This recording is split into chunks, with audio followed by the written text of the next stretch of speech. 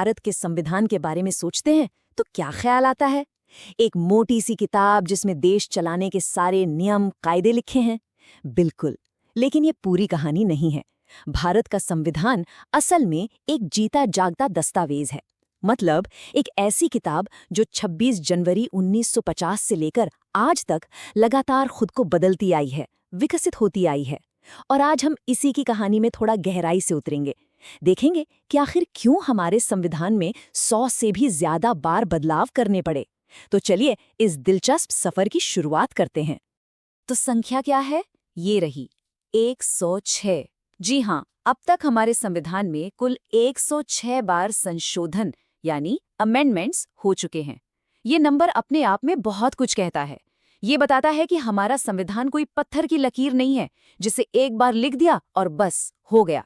नहीं, ये तो एक बहती हुई नदी की तरह है जो समय के साथ देश की जरूरतों के साथ अपना रास्ता खुद बनाता है, बदलता रहता है। लेकिन फिर यहाँ एक बहुत बड़ा सवाल खड़ा होता है। आखिर संविधान को बदलने की जरूरत ही क्यों पड़ती है? क्या जब इसे बनाया गया था तब हमारे निर्माताओं से कोई कमी रह गई थी, या फिर ये किसी भी देश के विकास का एक कह सकते हैं नेचुरल प्रोसेस है? यही वो सवाल है जो आज हमारी पूरी चर्चा का केंद्र रहेगा। तो इस पूरे कहानी को बेहतर तरीके से समझने के लिए हमने इसे 4 हिस्सों में बांटा है।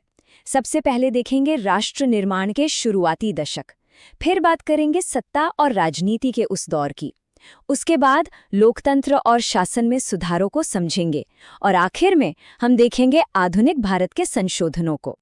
तो चलिए कहानी की शुरुआत करते हैं पहले दौर से, राष्ट्र निर्माण के शुरुआती दशक। सोचिए, भारत अभी अभी आजाद हुआ है और देश के सामने चुनौतियों का एक पहाड़ खड़ा है। ऐसे में जो शुरुआती संशोधन हुए उनका मकसद बस एक था, इन चुनौतियों से निपटना और एक नए गणतंत्र की नींव को मजबूत करना। और देखिए कितनी दिलचस्प बात है, संविधान लागू होने के बस 1 साल के अंदर ही 1951 में पहला संशोधन करना पड़ा। और ये क्यों हुआ? सामाजिक और आर्थिक न्याय के लिए। उस वक्त जमींदारी प्रथा एक बहुत बड़ी समस्या थी, तो उसे खत्म करने के लिए जो भूमि सुधार कानून बनाए गए, उन्हें अदालती पचड़ों से बचाने के लिए संविधान में एक 9th शेड्यूल यानी 9वीं अनुसूची जोड़ी गई, एक तरह की सेफ लिस्ट। और इतना ही नहीं, इसी संशोधन ने सामाजिक और शैक्षिक रूप से पिछड़े वर्गों के लिए खास प्रावधान करने का रास्ता भी साफ कर दिया। ये वाकई में एक बहुत ही बड़ा और जरूरी कदम था। उस दौर में एक और बहुत बड़ा काम था भारत के नक्शे को आज का रूप देना। तो 7वें संशोधन ने राज्यों को भाषा के आधार पर फिर से बनाया, जिससे उस वक्त 14 राज्य और 6 केंद्र शासित प्रदेश बने। और ये सिलसिला यहीं नहीं रुका। इसके बाद 10वें, 12वें और 14वें संशोधनों के जरिए दादरा और नगर हवेली, गोवा, दमन और दीव और पुदुचेरी जैसे इलाके जो पहले यूरोपीय शक्तियों के अधीन थे, उन्हें भी भारत का अभिन्न अंग बनाया गया। अब हम कहानी के एक ऐसे दौर में चलते हैं जो शायद भारतीय राजनीति का सबसे उथल-पुथल भरा दौर था। एक ऐसा समय जब देश की 2 सबसे बड़ी ताकतों, संसद और न्यायपालिका के बीच सत्ता को लेकर एक जबरदस्त खींचतान शुरू हो गई। और यकीन मानिए, इस दौर का असर आज भी महसूस किया जाता है। और इस पूरी खींचतान के बीच में आता है 42nd संशोधन। साल था 1976। देश में इमरजेंसी लगी हुई थी और इसी दौरान ये संशोधन पास किया गया। इसने संविधान में इतने ज्यादा और इतने बड़े बदलाव किए कि लोग इसे मिनी कॉन्स्टिट्यूशन यानी एक छोटा मोटा संविधान ही कहने लगे। ऐसा लगता था जैसे इसने संविधान की आत्मा को ही बदलने की कोशिश की हो। तो क्या क्या बदला गया? देखिए, प्रियाम्बल यानी प्रस्तावना में समाजवादी, धर्मनिरपेक्ष और अखंडता शब्द जोड़े गए। नागरिकों के लिए मौलिक कर्तव्य यानी फंडामेंटल ड्यूटीज लाए गए। राष्ट्रपति को कैबिनेट की सलाह मानने के लिए मजबूर कर दिया गया। और तो हर लोकसभा का कार्यकाल भी 5 साल से बढ़ाकर 6 साल कर दिया गया। साथ ही फ्री लीगल एड और पर्यावरण की रक्षा जैसे कुछ नए डायरेक्टिव प्रिंसिपल्स भी शामिल किए गए। लेकिन जैसा कि होता है, हर एक्शन का एक रिएक्शन होता है। इमरजेंसी खत्म हुई, सरकार बदली और फिर आया 44th संशोधन। इसे एक तरह का ग्रेट करेक्शन या एक बड़ा सुधार माना जाता है। इसने 42वें संशोधन के कई विवादित बदलावों को पलट दिया। जैसे राष्ट्रपति को अब ये अधिकार मिल गया कि वो कैबिनेट की सलाह को एक बार फिर से सोचने के लिए वापस भेज सकते हैं। इमरजेंसी लगाने के लिए आंतरिक अशांति जैसे अस्पष्ट शब्द को हटाकर सशस्त्र विद्रोह जैसा ठोस शब्द इस्तेमाल किया गया।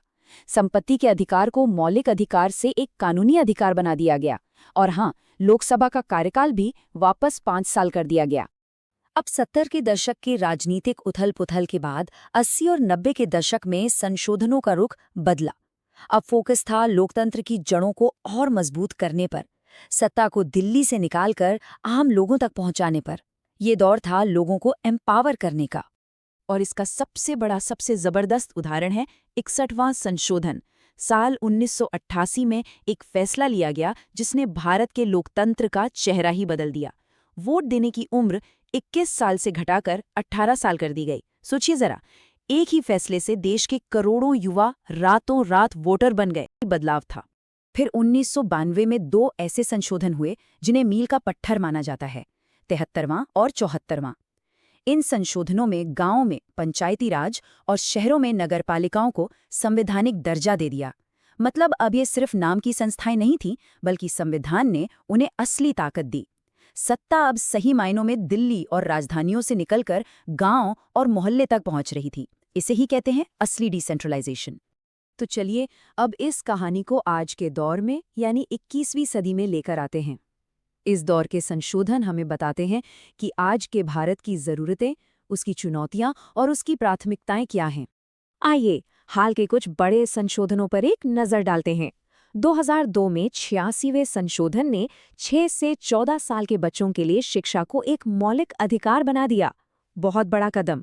फिर 2016 में आया 101वां संशोधन, जिसने पूरे देश के टैक्स सिस्टम को बदलकर जीएसटी लागू किया।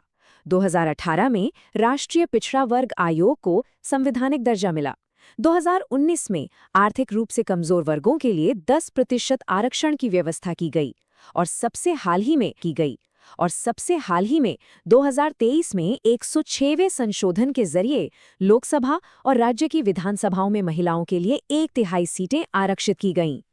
तो इस पूरे सफर को देखकर एक बात तो साफ हो जाती है कि भारतीय संविधान ने आज़ादी के बाद देश को जोड़ने से लेकर 21वीं सदी की चुनौतियों का सामना करने तक एक लंबा रास्ता तय किया है।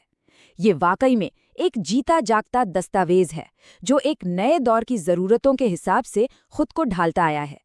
तो अब इस पूरी बातचीत के अंत में एक सवाल छोड़ जाते हैं। आज़ादी के 75 साल से ज़्यादा हो चुके हैं, 100 से ज़्यादा संशोधन हो चुके हैं। अब भारत के संविधान की कहानी में अगला बड़ा अध्याय क्या लिखा जाएगा? भविष्य की कौन सी नई चुनौतियां और कौन सी नई उम्मीदें इसे एक बार फिर बदलने पर मजबूर करेंगी? ये एक ऐसा सवाल है जिसका जवाब हम सबको मिलकर खोजना होगा।